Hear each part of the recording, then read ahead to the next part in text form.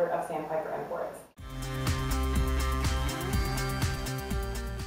An importer of fair trade jewelry and accessories from Bali, Indonesia. We have a great assortment of products: the sterling silver pieces, rings, earrings, necklaces, as well as scarves, handmade scarves, wooden jewelry, beaded clutches and purses and bracelets. We also have a few products that we focus on wholesaling: yoga mat bags, which are all handmade, and dream balls, which are pendants worn by typically by pregnant women. When they are pregnant, they have a soft chime in them that makes for a calm and tranquil baby. Fair trade to us, really the bottom line is the relationships that you develop and you build with your vendors, having that trust factor. Transparency as well. There are internationally recognized fair trade principles, and that's really the biggest one. When you develop that relationship, you're able to go and visit the workshops and make sure that the working conditions are safe and clean, that there's no child labor, that women are being employed and treated fairly and paid, equally. So all of those things, when we develop these relationships, to us, that's the most important factor of being fair trade. Absolutely, hands down, the relationships that we've built, not only with our vendors, but also with other business owners.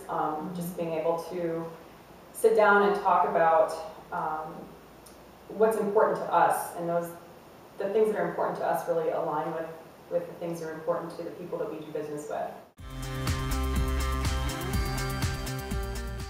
We came across fair trade pretty naturally. We started just brainstorming about what was important to us, and it just so happens that our values and aligned. It did absolutely align. So this was a very natural and easy thing for us to decide to do. It's one of the most beautiful places I've ever been. It's such a nice place to do business because their culture is very close and very family oriented. Our vendors treat us like family. And their culture is very rich as well. There's a lot of tradition there, a lot of artistic tradition where families, skills are passed down from, family generation to generation. So the products we can find over there are absolutely of amazing, stunning quality, and the handmade, like you just said, handmade, and the level of artistry is just really high. So it's just a place we really very easily fell in love with.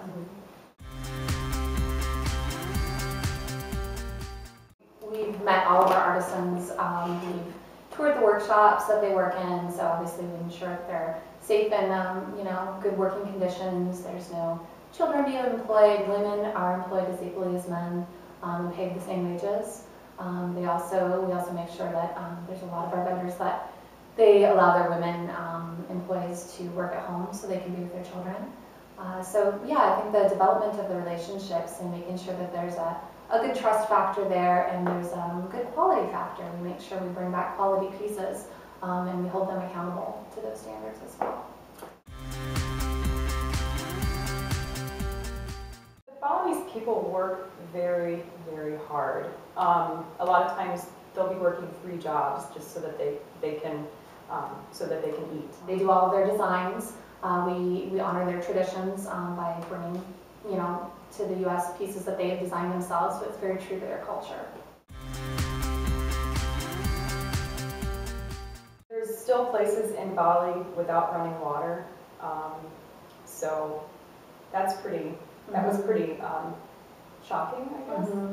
That's surprising to us that there were still places, especially since there is so much tourism in Bali.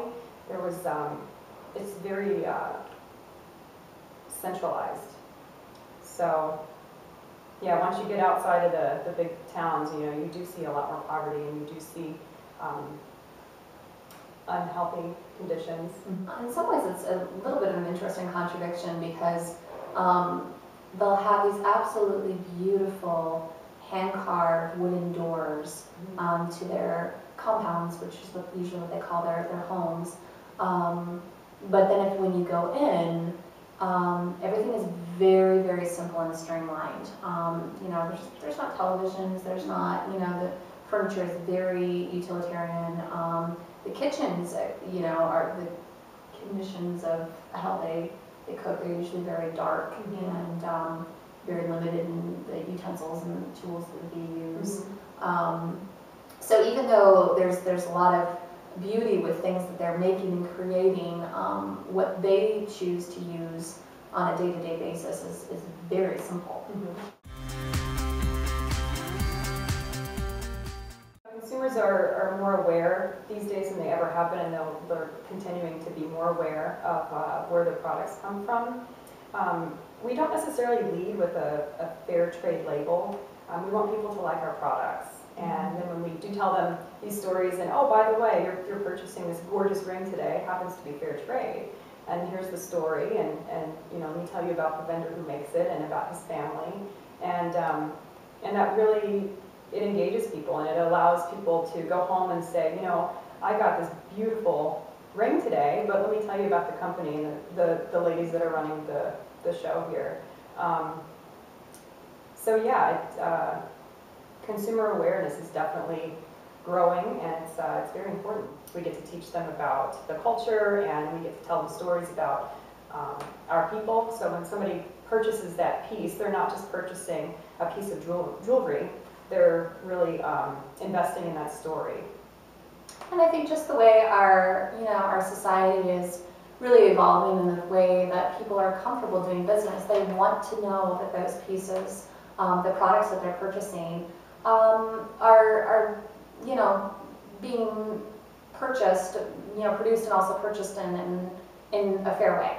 It's just a socially responsible way to do business, and I think that's becoming more and more important in our society, those values. So it feels good to be a part of that.